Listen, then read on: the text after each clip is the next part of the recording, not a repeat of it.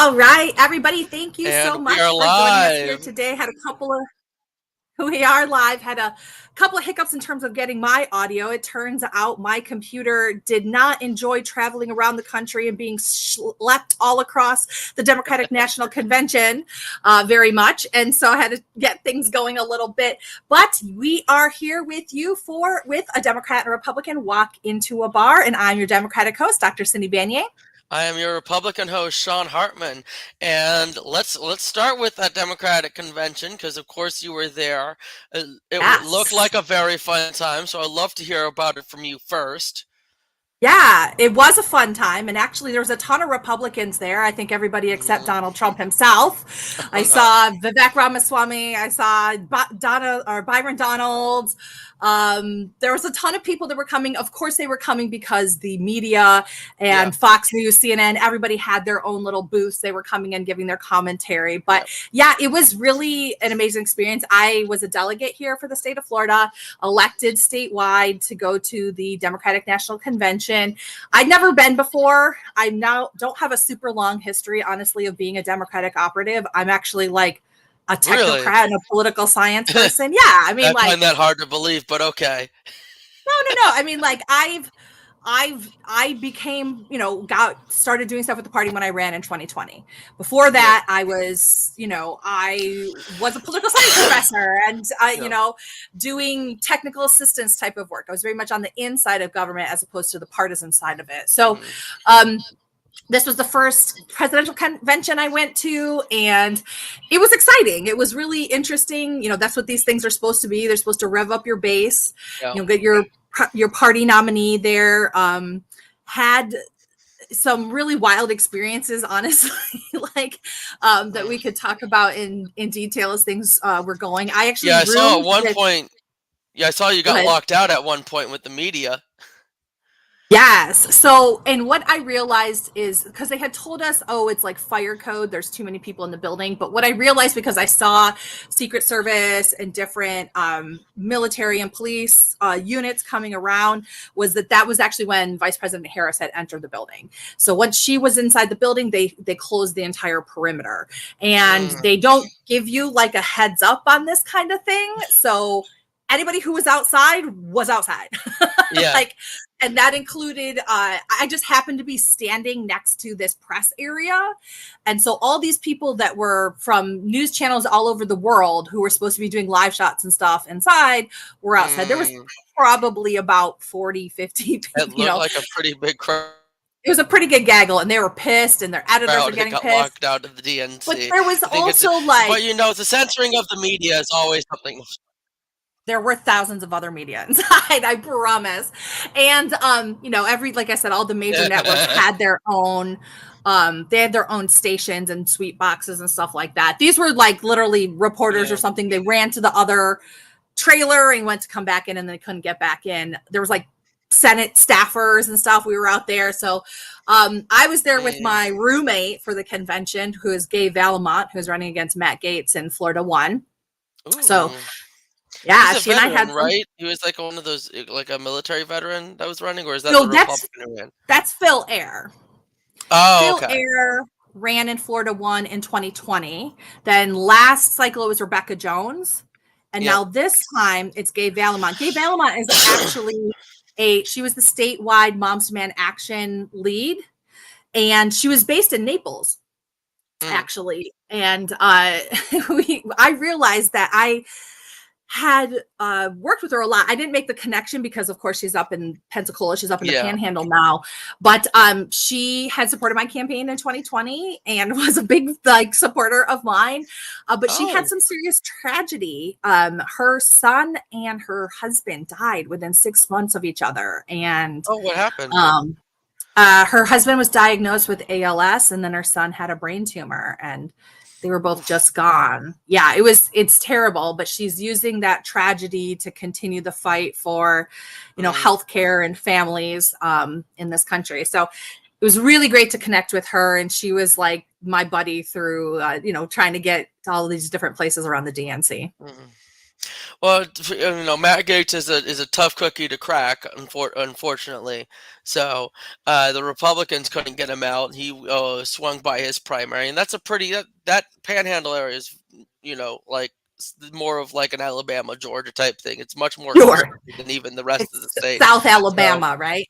but I will yeah, say though, I will say one of the reasons that Gay and I ended up on the outside of the arena that night was because I was actually working, trying to prepare for a recount for one of our local elections, and yes. she was doing an interview with the Lincoln Project. So Oh, the Lincoln Project. Yeah, the Lincoln not Project. sure what's all going to come up with that, but it could be a very interesting thing. And just another little fun tidbit of this. So we actually gave up at one point. We were just going to go back and watch the rest of the convention at the hotel. And then as we were leaving, we were actually like let back in the VIP entrance because we had our delegate tags and stuff on. And we went back in. I met Roland Martin, who is a really famous Instagram podcaster, talking a lot about the Black community and politics and things like that. I'd actually been on Roland Martin's show, and he has a whole section in his book, Dragging Byron Donald. So I just reminded him that I ran against Byron Donald, and we had a nice little moment there. But that's not the funny thing. So I ended up being able to get back down onto the floor for the balloon drop. So I was there Yep, I for saw the that. magic of the balloon drop. But Gay left early, and she went over to get an Uber. And if you check out her Instagram and Twitter pages, you will see who she met at the Uber. And it was one of the celebrity guests that we had at the Democratic National Convention. That was Lil Jon. The same Little John that you missed because we had our live stream. That's true. I missed him twice because you, I was going to go with her, but I ended up going into the floor. Yeah, so he was waiting for an Uber, and then he recorded, and you should check it out. It's really funny. He did the like okay yeah. on a video for Gay Valamont, sure to go Yeah. viral. I have to Yeah, take a look at it. I have to find her Instagram. That does that. I grew up with in middle school and high school with the Lil Jon songs and everything. So it was they did that was play fun the to song watch. that you're thinking of, like from the window to Yeah. the walls. I was like, oh my god, where are they going to cut this? And if you wanted to know, Yeah, it they was cut like, right skeet. So but they say something different besides with the sweat right down my balls. I think they said something about Kamala or something, or where I think they just Tim kind of like Walz, they figured out a and then way like to finesse it because yeah, for sure that's an interesting song. I was sitting there going, oh my god. Anyway, I have never seen a roll call like that in any party. That was look. I will say this about your convention before I get into my complaints. I will say it was an exciting performance. I enjoyed all the things that were about it. It was very entertaining to watch. I will give you guys that much. You had a lot of good speakers. My personal favorite was actually Bill Clinton. I've always been a fan of Bill Clinton, and I think it's because Bill Clinton governed as a Republican, and that's he was a very fiscally responsible, law and order, balanced the budget, secured the border. So he was very much a Republican president when you think about it now. I was shocked he was allowed, given his whole sexual predator past and all the stuff we know about him now. I figured he'd be canceled at that point, but he gave a very good speech, and we even used part of it when we were promoting the show about talking to each other with respect. That's what we do on this show.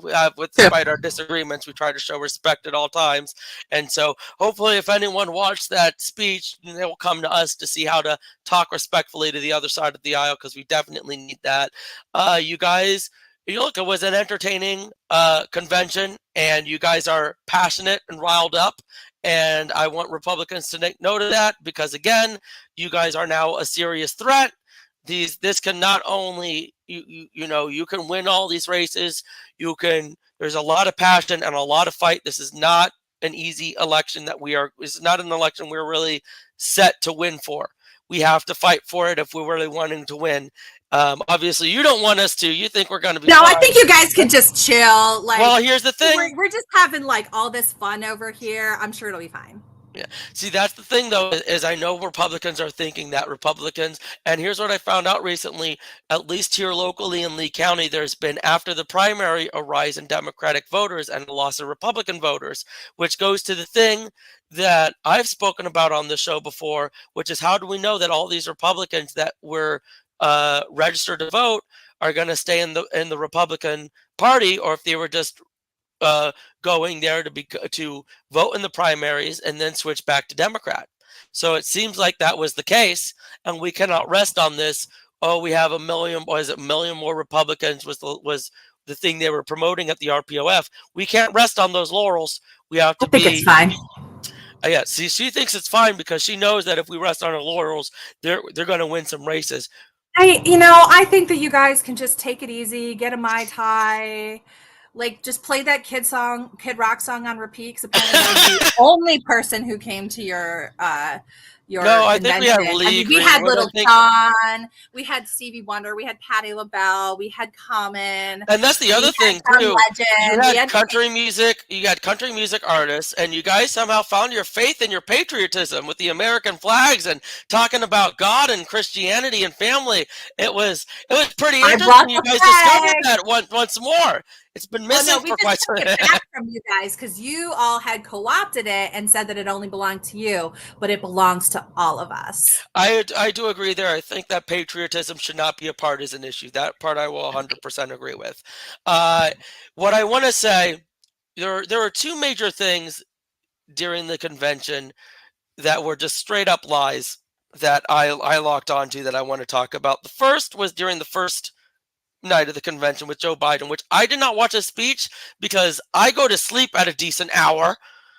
I don't know. It was late. I was For Mr. dying. Sleepy Joe, apparently you must have took an afternoon nap because I don't know how the hell you stayed up 5-hour till energy and sent him out there. I don't know. Whatever they gave him, they should have given him during the debate. But anyway, so look, you guys talked about COVID as if Joe Biden single-handedly saved the country from COVID. At the end of the day, one, Trump delivered the COVID vaccine. It was Biden who distributed the vaccine, and then so there was that. Not that Trump likes you to know that because he likes to pretend that shouldn't happen. Of course, and we'll talk about Robert. We have to talk about Robert F. Kennedy in a minute too. Speaking of vaccine wackos, yeah. Yeah. Yeah, you had a lot of anti-vaxxers who were going to go to Kennedy, who now I guess have nowhere to go. But y'all can have them. Yeah, Trump implemented the vaccine, and both Trump and Biden did the stimulus stipends that we all the check. That They did two different ones. They did different ones. Was there two or three? I thought there were three for some reason. But anyway, the reason I bring that up is because a lot of people in the convention were talking about how Biden did all of the things and Trump did nothing. That was not true. No. I think that the point is that Trump mismanaged it from the very beginning. He put Jared Kushner in charge of procurement when he's never been in a situation like that, which vastly slowed down efforts to get the PPE and things that we needed. There's just the message that they were trying to convey is that the whole initial response to COVID was worsened by Trump. And then Biden came in and had to kind of fix things in the aftermath. Yeah, but the way they were saying it was as if Trump did not have any effect on the COVID thing. All right, I'll apologize on behalf of the DNC and say that Trump did do the vaccine. Please let everybody know, especially the anti-vaxxers, that Trump in fact did have the warp speed, Operation Warp Speed, and that was his thing, and it was Trump who made the vaccines. Yes, I'm more than willing to give all you guys the credit for that. Perfect, and I'll give Biden. It'll keep all those anti-vaxxers home, whatever it takes. Yeah, hopefully there's still a minority of people. All right, you want to keep going on all these corrections? No, the big one. I've talked about it so many times, and I'm probably going to have to keep bringing it up because you're not stopping. Again, it is not Trump's Project 2025. It is not. You guys kept saying you had one Congresswoman, Lisa Blunt Rochester, say that Trump wrote Project 2025. It is not his. He has denounced it. And here's the other thing. He hasn't. Staffers wrote Project Yes, 2025. his former JD Vance wrote the administration forward to staffers. Project 2025. Oh, okay. And as we've already discussed, the Republicans have outsourced governance to the Heritage Foundation since Reagan. All right. Let me just, I understand that this is the thing that Republicans are picking on right now, but let me tell you, it's the smartest strategic move that Democrats have done recently is pin Project 2025 directly to Trump. He cannot weasel out of it because it has his fingerprints all over it, whether he's read it or not. It does not have it. Former administration officials does not mean his fingerprints are on it. Okay. And even though, yes. Listen, okay. How about this? So is this next Trump administration, if he were to get in, going to be the first Republican administration since Ronald Reagan in 1980 to not outsource governance to the Heritage Foundation? In this case, I hope they do, because I will agree with you. That Project 2025 is a problem, because what Project 2025 talks about is a centralization of authority in one branch of government. And I am a big believer in the separation of powers. I think it is a fundamental aspect of our constitutional republic. 100%. So I will agree with you. You mean our democracy? Democracy, republic, potato, potato. Anyway, the point is I agree with you that attacking Project 2025 is a good move, and it's a good strategic move. But it is also a lie to have such a close connection to Trump. And here's the other thing. I don't get why you're not attacking Agenda 47, his actual platform. Is it because that it's actually a good platform? Which I can't understand why you guys aren't arguing. No, we think all the things that Trump does suck. But Project 2025 then why are you really attacking? What's going? Because listen, it's not a lie to say that this is what Trump is likely to use, because there's been plenty of evidence to show the contrary. And pinning it to Trump is a good strategic move. It doesn't mean it's a lie, because here's what's going to happen. If he were to be elected, that is what he's going to default to, because the defaulting to the Heritage Foundation is what the Republicans have done for 40 years. You're not going to sit here and tell me not like this is going to be the first one that they're not going to do what the Heritage Foundation is. In fact, we know that he is, because there's inclination, right? That our very own Erica Donalds, Byron Donalds' wife, who is, by the way, currently an education fellow with the Heritage Foundation, is in line to be the Secretary of Education. Now, why does that matter? Because she is basically getting indoctrinated in the Project 2025 that they want to do with the education space, so that if Trump were to be elected, she is ready on day one to go in there. So don't sit here and try to disavow that this is not a thing, because it very much is a thing. I'm not disagreeing that it's always a possibility, but I doubt it's going to be like you said. There's probably going to be areas where he may implement and areas where he doesn't. I don't know. But I don't think first off, Trump is not like every Republican since Reagan, and we all know this. Okay. Yeah, Trump he likes to govern less than even the other Republicans. Fair point. I'm just kidding. I'm not wrong. I'm okay. I will concede to that one. That's actually pretty good.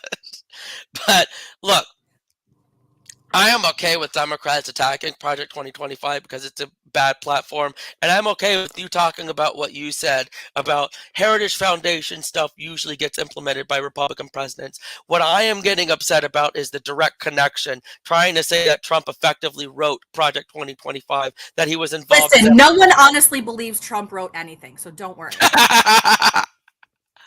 That's fair as well. I mean, even throw a straight card to the deal. If you look in our comments, by the way, our friend Chantel Rhodes is in there. She was saying hi to you, and she wanted to know if you recommended her joining the Republican Party. So Project 20, and she quotes me, Project 2025 is a problem. Chantel, it really, I think you'd be a good fit for the Republican Party, but I also, I think that's something you have to decide. But do you take the gays? We still take gay people. You take the gays? What do you do with them? We get them involved. We take the gays. Look, I think obviously, I think you'd be welcome in the Republican Party. I think that, but again, you have to understand, if you're joining the Republican Party and still behaving like a progressive, I wouldn't. If your values haven't really changed that much, I probably wouldn't because we are a relatively conservative party. Though I will say this, I really think that at this point in time, I think Joe Biden is going to be known as the last moderate Democrat president. I think we're getting to a point where the Democrats are going to be moving farther and farther to the left. And I really think the Republican Party needs to start appealing to more moderate and centrist voters. So, how we do that, I don't know. We still have a lot of people who are aggressive and angry in our party. But I would like to expand the party. I'll speak to you about this privately, Chantal. Actually, text me. You should still have my number. I got a new phone, so I don't have. I was going to say, Chantal, you're probably like, if you join the Republican Party, you're probably going to have to find the women's equivalent of Grindr because that's the only way you're allowed to be gay. Come on.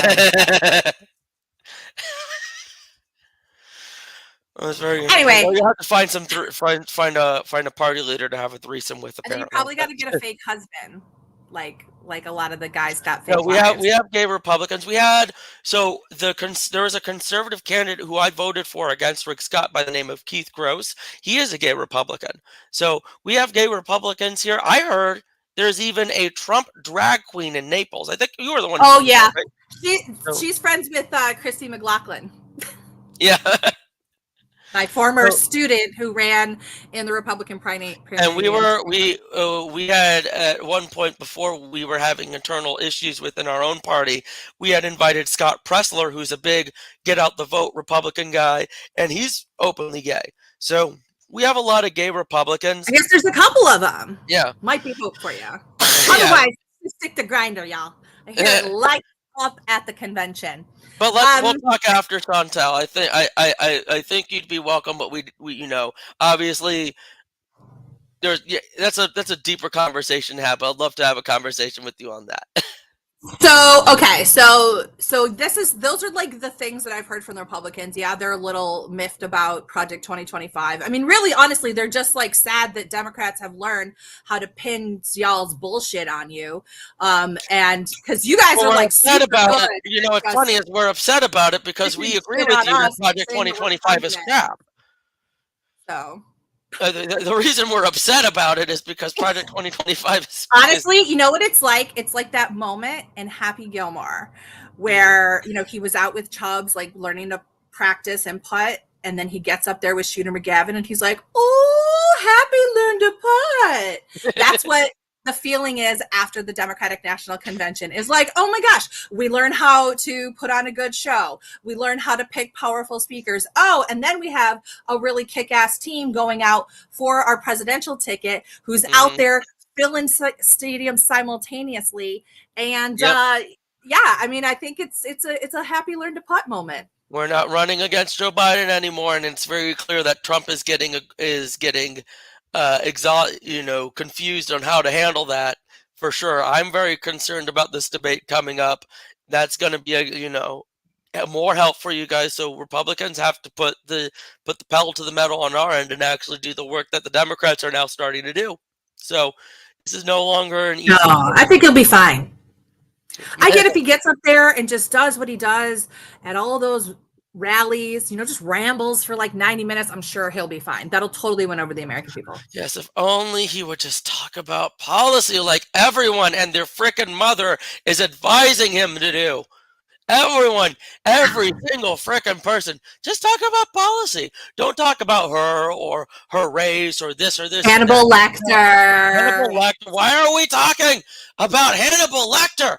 Why? Proud size. That was a great conversation. I don't know. That's y'all's problem. Good luck to the strategists on the Republican side. Yeah, we can't. This is not an election we can let Trump be Trump. This is not one of those. Seriously, I don't know at this point what y'all are gonna do with that though. Like, they're the only people left are the people who let Trump be Trump. So that's basically it.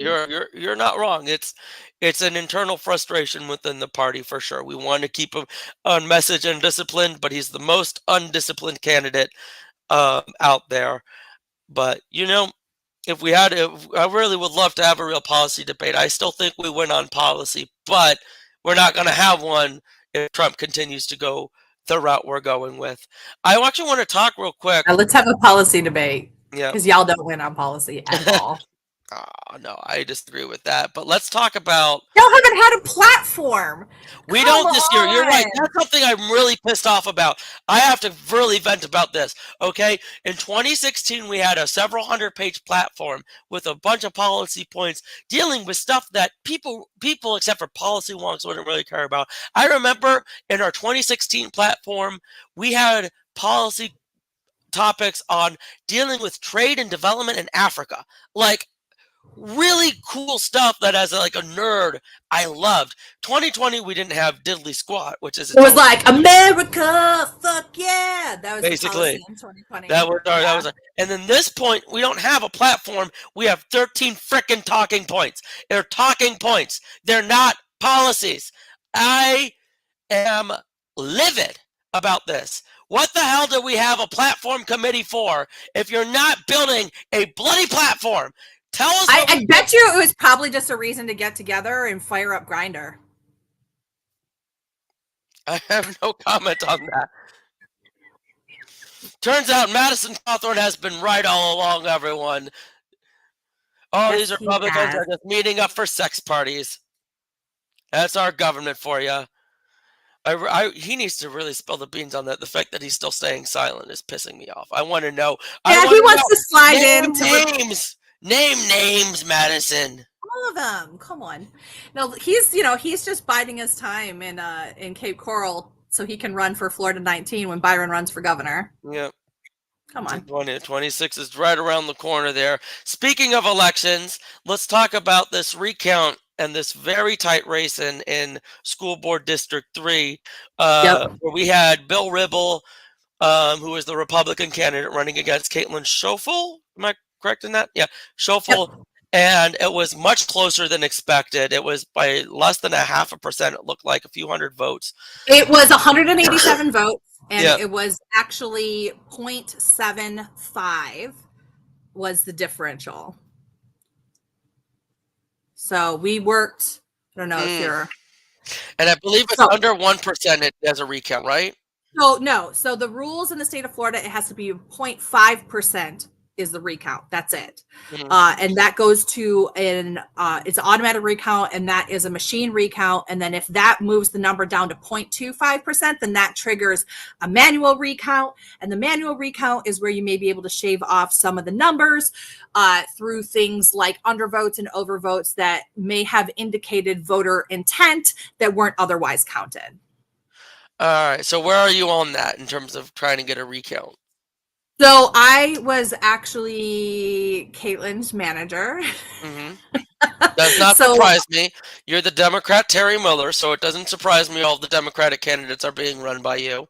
Right. So she, she ran a heck of a campaign. She came in, she qualified on the very last day, so it was only a 6-week campaign. And she only raised a couple $1,000s. We didn't have a lot of time. So what happened is the day after the election, we started working, the party and the volunteers were working on getting their ballot curing, right? For those of you that don't know, that's the process by which if there are ballots that don't have a signature or there was some other kind of problem with it, there's a period of time, it's 3 days after the election, that they can be fixed. So from the end of the election until 5 p.m. on Thursday, people were working to get those signed affidavits in to try to get some additional numbers in for her race. There was 216 of those that came in, but we still did not get to the differential where she was going to be able to trigger a recount. They went in, we had witnesses. Caitlin herself as a candidate went in to observe the process to try to see if there was any other questionable signatures or things like that. But ultimately the election was certified as is without having to go to a recount because it did not get to that 0.5 margin. Okay. So Bill Ribble will be the next school board member. He will be the next school board member. And that was as of the canvassing board on Friday morning. So it was a really good run. We had hoped for a little bit better, but I think that coming within that margin was a big deal. It is. It was terrifying to me how close it got.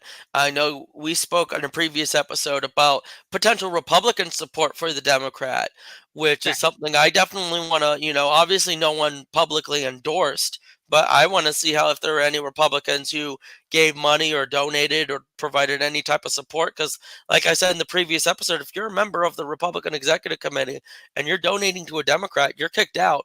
We actually have one candidate or one REC member who's there's allegations that she donated and support and is publicly supporting the Libertarian running against Tiffany Esposito, and this is a very prominent Republican who may get kicked out of the Republican Executive Committee.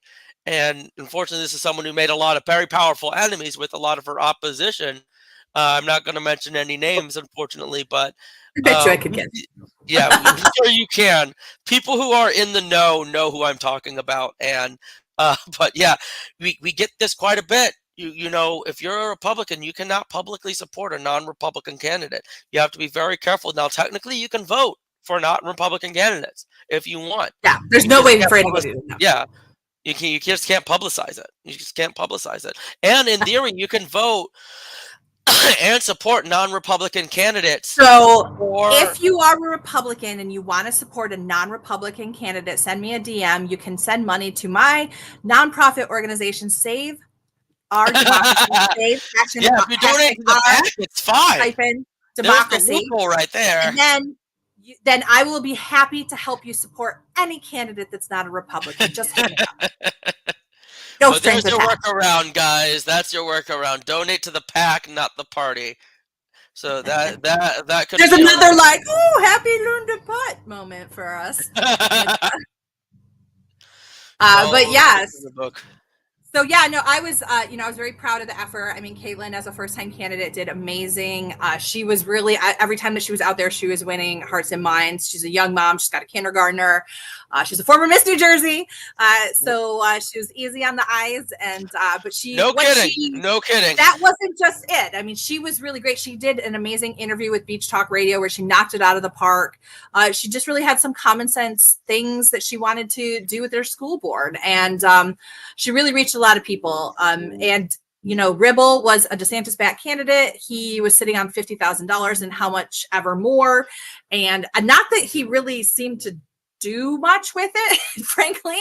But considering the David and Goliath situation here, where we had somebody who had $50,000 versus somebody who had about $2,000 and change, and come within 187 votes. I mean, that's pretty substantial. So, but not that I'm saying that any of you Republicans have to do anything different than you already are. Just keep relaxing, go sit by the pool, have a Mai Tai, whatever.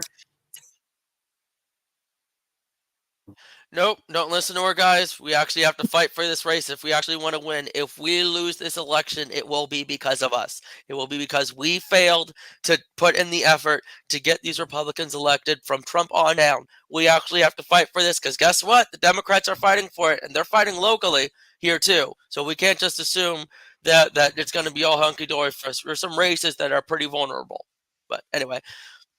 Yeah, I'm very excited to talk with the Libertarian candidate out there in House 77.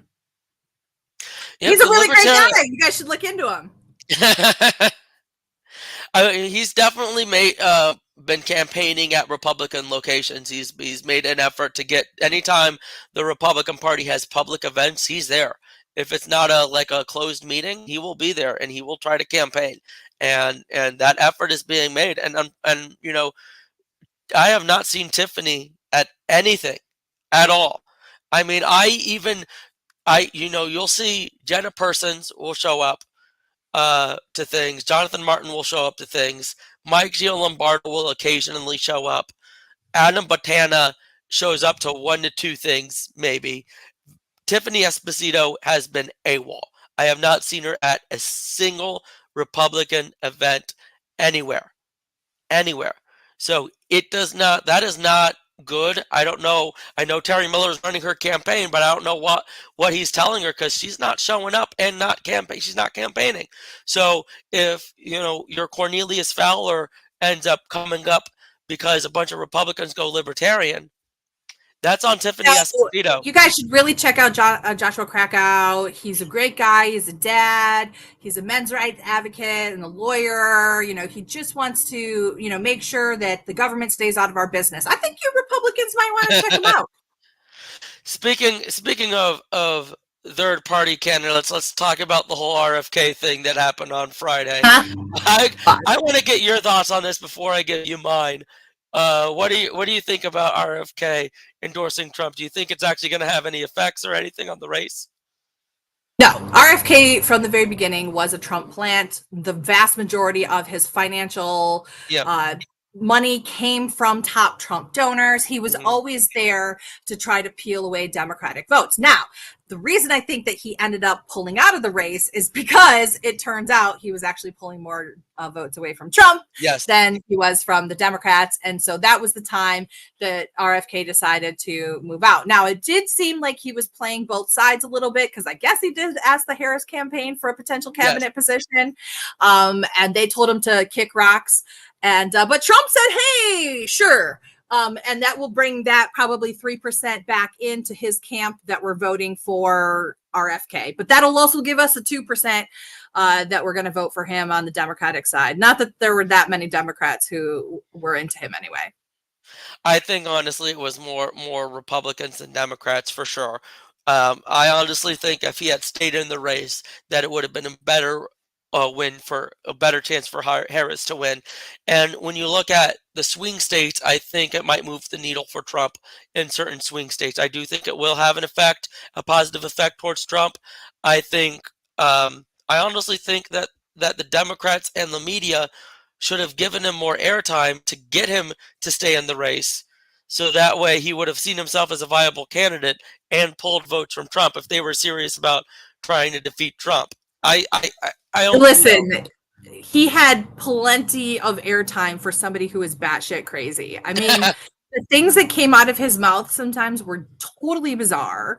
I feel bad that worm must have eaten up a lot. I will say this. I have to say this about RFK Jr. What I genuinely admired about him is he is bluntly honest to a fault. He is someone who, I'm serious, that's what made him so quote unquote crazy, right?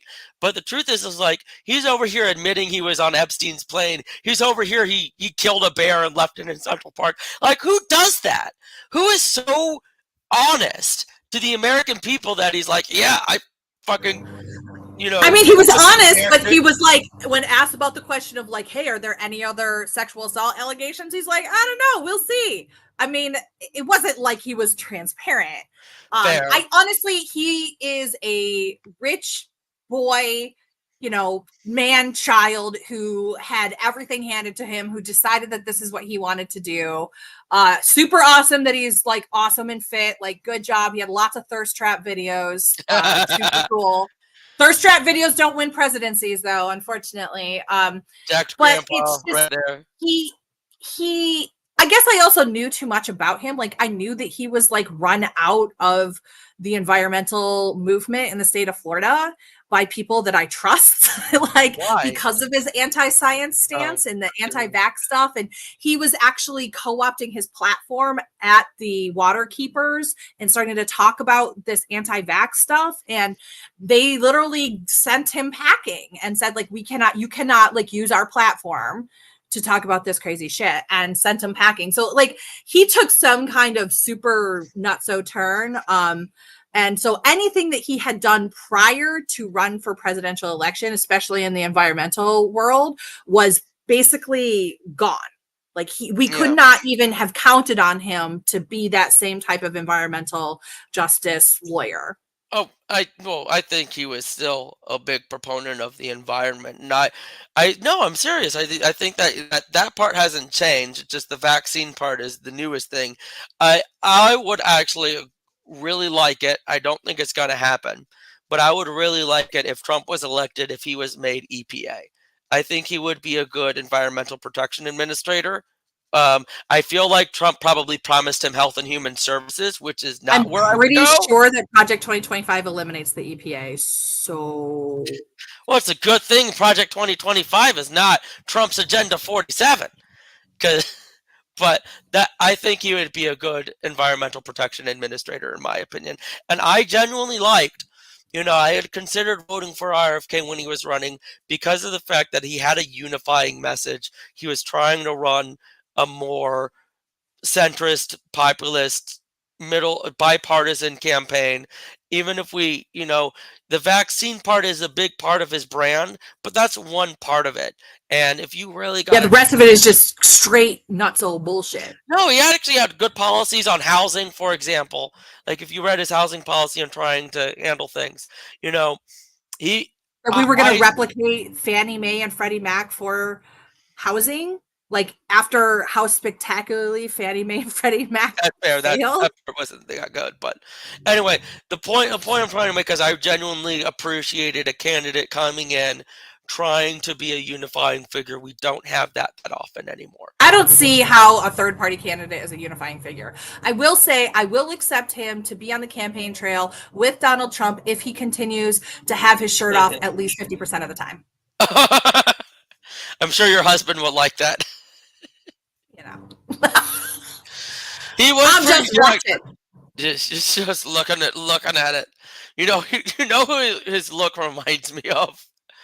Kevin Ruane, and how jacked Kevin Ruane is.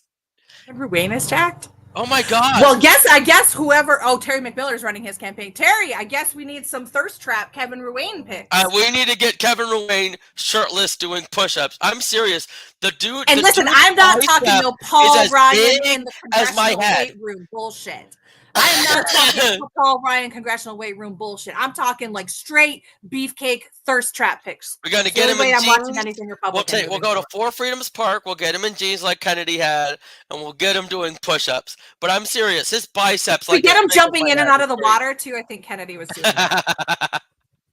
That'd be interesting. Well, he's running unopposed, so he doesn't really have to campaign. And is this his second term? Because there's a 3-term limit. I don't know. So it's a second term, if I remember correctly. Yes, because he had been mayor of Santa he was elected in 20.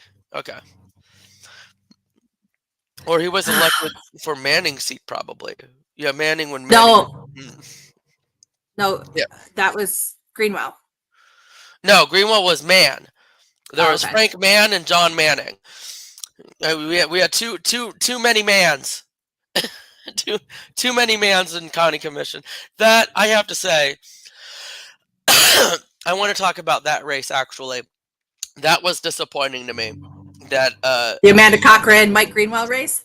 Honestly, if anyone was able to beat a Terry Miller candidate, it would have been Amanda Cochran. She had the money. She had the PAC support. She had a candidate who was weak, who had a lot of baggage on him. And I can't. I'm still trying to comprehend what happened there. The only thing I can go with is the name recognition and the fact that so many people grew up on Mike Greenwell's. I was actually talking to my dad the other day and telling him about it, and I was like, "Yeah, it's the guy who ran Mike Greenwell's." Because me and my whole family grew up here. My brother, who's probably watching right now, will know the name too, because we all went to Mike Greenwell's as a kid. Now he's our county commissioner.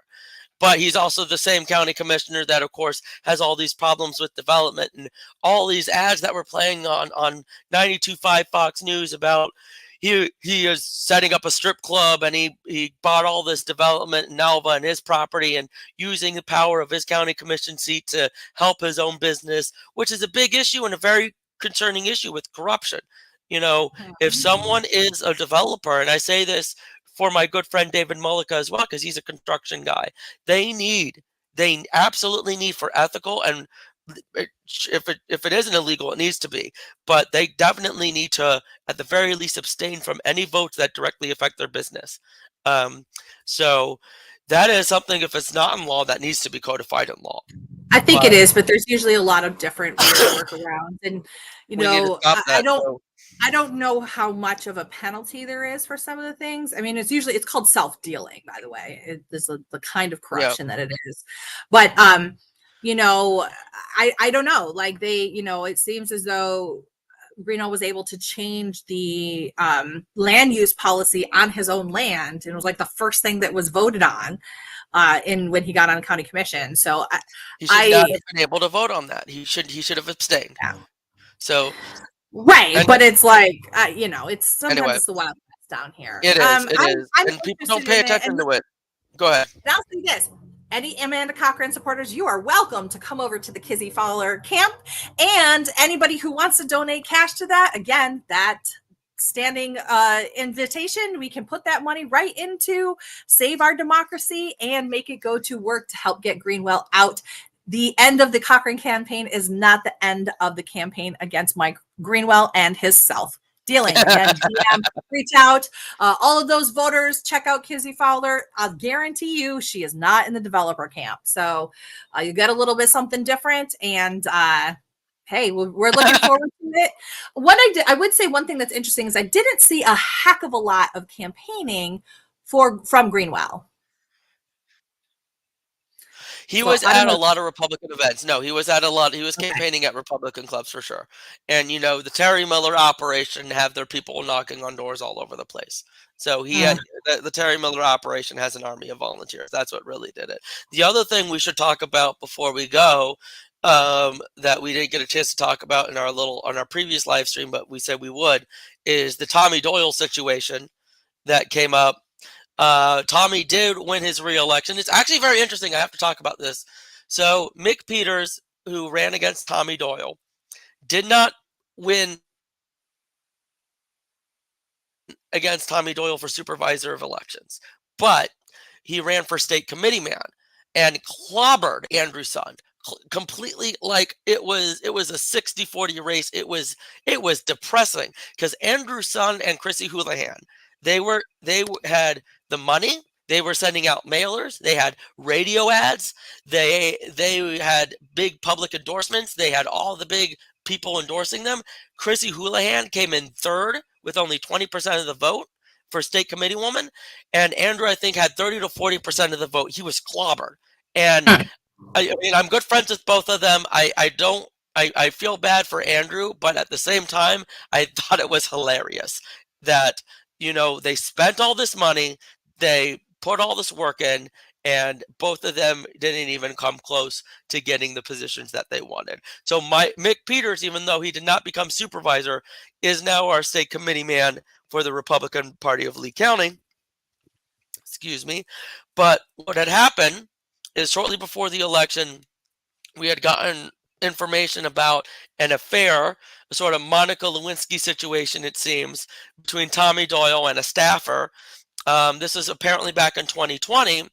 The staffer was fired, filed an EEOC complaint, withdrew that EEOC complaint, and from what we are seeing, was paid 5 months of pay without working, possibly from taxpayer money. Now, Doyle is denying that improprieties have occurred, but from my understanding, the county commission is looking into this through an audit.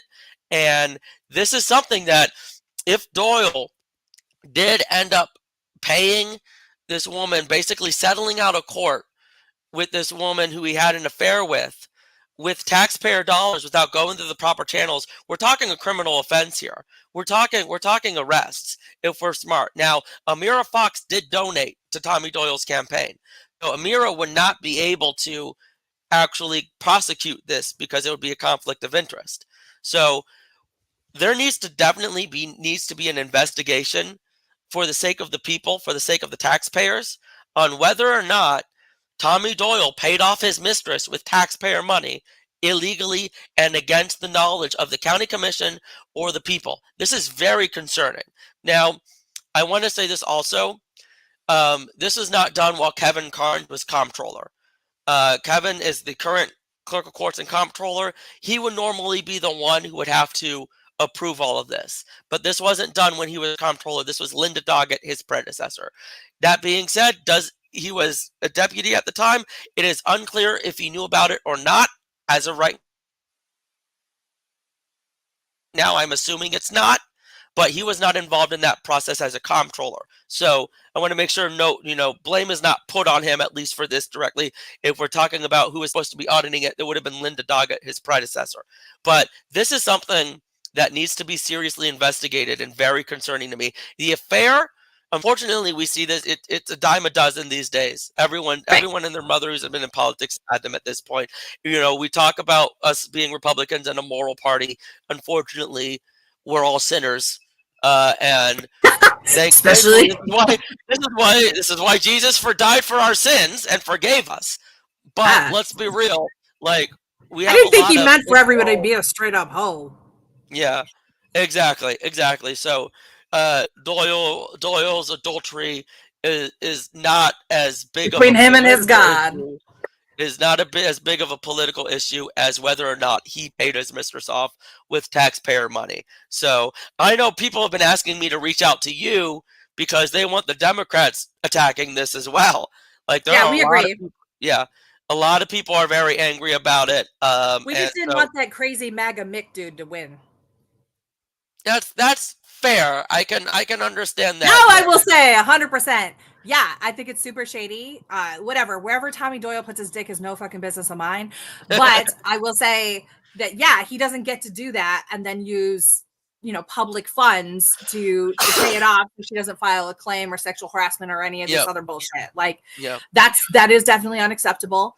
I agree with you that we should have an investigation, and if there is criminal wrongdoing, that he should be held accountable. And I will reach out. I will extend that. Although he was not comptroller at the time, he has been comptroller since. Right? It's not always simultaneous things that happen. And if Kevin Karnes was a deputy at the time, if there's any culpability on his part, I think that both of them should be held responsible and vacate their positions as soon as those verdicts are rendered. Well, hopefully that's not the case, but I definitely would like to see Kevin acting now on this as a comptroller and looking into this. And he, even though it wasn't his responsibility then, it is his responsibility now. So hopefully we can start seeing some action from him too. Look, Kevin's a good guy. I've known him for years. I sometimes frustrate him when I talk about him. Because we've had some reporting issues before, but Kevin is a straight edge in my opinion. I don't think he's not an unethical guy. I think he's someone who wants to do the right thing, and so I expect he is going to take this with the seriousness that it 100% deserves. But yeah, this is something that absolutely needs to be investigated. Tommy Doyle should have just did what Donald Trump did and had a lawyer pay for it and never paid him back. That would have been the proper Republican response. Oh, Lord. Gotta make fun of it. Gotta laugh at it. That's how you do it. And it wouldn't have been election don't interference. Take the tax dollars, dipshit. Yeah, don't use my money to pay off your mistress. Oh, Lord. Use a lawyer's money. Hey, but that was still a campaign finance violation. Yes. Because it goes in as a donation. Yes, that was the whole thing with in-kind donation. That's right. That is what the criminal charges were for. All right. So let's go ahead and wrap up for today. There'll be plenty more to talk about as we're heading from the primary season into the general election. It is a run from here because we got September, October. Voting starts in October. So things will be heating up over the next couple of weeks. And we at A Democrat and a Republican Walk Into a Bar will be right here giving you the scoop. I've been your Democratic host, Dr. Cindy Banyai. And I have been your Republican host, Sean Hartman. Thank you so much. And if you enjoyed the show, we would love to have you subscribe. Check out our plans and pricing pages at our website on the plans and pricing page at bigmouthmediafl.com. $4.99 a month helps us keep going. We sure appreciate you. Also follow us on social media, and then you can get the edited version of this wherever you listen to your podcast. If you go into Apple Podcasts, be sure to give us a like. It helps us reach more people. Thanks so much for joining us here. We will see you next time. Bye-bye.